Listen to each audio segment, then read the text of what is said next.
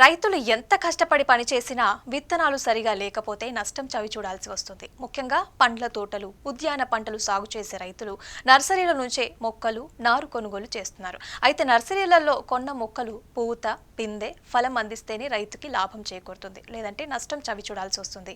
అందుకే మిరప, కొబ్బరి, ఆయిల్ ఫామ్, టమాటా, కోకోతో పాటుగా తదితర రకాల ఉద్యాన పండ్ల తోటల సాగు చేయాలనుకునే రైతులు పలు జాగ్రత్తలు ఖచ్చితంగా పాటించాలని వ్యవసాయ నిపుణులు సూచిస్తున్నారు.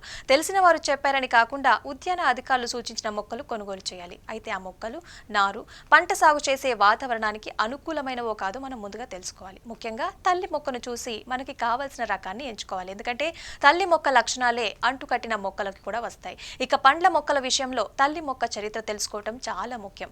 చాలా నర్సరీలు అందుబాటులో ఉన్న రకాలతో అంటుకట్టే అమ్మేస్తున్నాయి. అంతేకాకుండా నర్సరీలు ఎంతవరకు విశ్వసించవచ్చో కూడా తెలుసుకోవాలి. మరొక వైపు రైతులు విత్తనాలు, మొక్కలు, నారు వంటివి కొనుగోలు చేసిన రసీదుల్ని కూడా నర్సరీ నుంచి తీసుకుని దాచిపెట్టుకోవాలి. నార్లు లేదా మొక్కలలో ఉన్న లోపాలతో పంట సరిగా రాకపోతే రసీదు ఉంటే పరిహారం పొందవచ్చు. దాంతోపాటు మొక్కకి తెగుళ్లు ఉన్నాయో లేదో కూడా పరిశీలించాలి. ఎందుకంటే ఒక మొక్కకు తెగులు ఉంటే దాని ద్వారా మొత్తం తోటకు వ్యాపించే ప్రమాదం ఉంది. ఇక ఆ మొక్కలకి ఎలాంటి తెగుళ్లు వచ్చే ప్రమాదం ఉంది, దాన్ని నివారించే మార్గాలని నర్సరీ యజమాని కూడా అడిగి తెలుసుకోవాలి. ఇక ఇలా చేస్తే మొక్కలు నాటే సమయంలోనే పటిష్ట సస్య రక్షణ చర్యలు తీసుకోవచ్చు. ఇక నర్సరీ యజమానులు చెప్పినంత దిగుబడి రాకుంటే ఉద్యాన అధికారులు ఫిర్యాదు చేయాలి.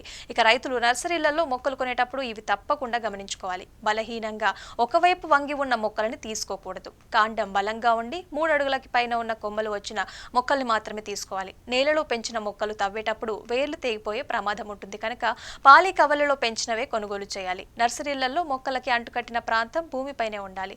నాటాక కూడా నేల మీదనే ఉండేలాగా చూసుకోవాలి. అయితే అంటుకట్టిన ప్రాంతంలో వేరు, కాండం, తల్లి మొక్క భాగం పూర్తిగా కలిసిపోయి ఉండాలి.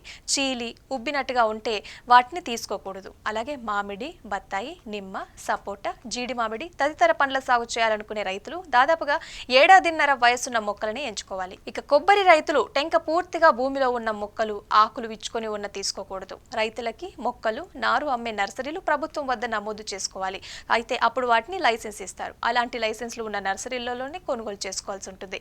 ఇక ప్రభుత్వం సూచించిన నాణ్యత ప్రమాణాలతో లోబడి ఆయా నర్సరీలలో విత్తనాలు, మట్టి, నీరు, పురుగుల మందులు వాడటం ఉండాలి. ఇక రైతులకి తెలుసుకునేందుకు తల్లి మొక్కల వివరాలు అందుబాటులో ఉంచాలి. నర్సరీ బయట లైసెన్స్ నెంబరు, జిల్లా ఉద్యాన అధికారి ఫోన్ నెంబర్లతో బోర్డులు పెట్టవలసి ఉంటుంది. అంతేకాకుండా నర్సరీ యజమానులు తెగుళ్లు లేని మొక్కలను అమ్ముతున్నట్లుగా సర్టిఫై చేసి ఉండాలి.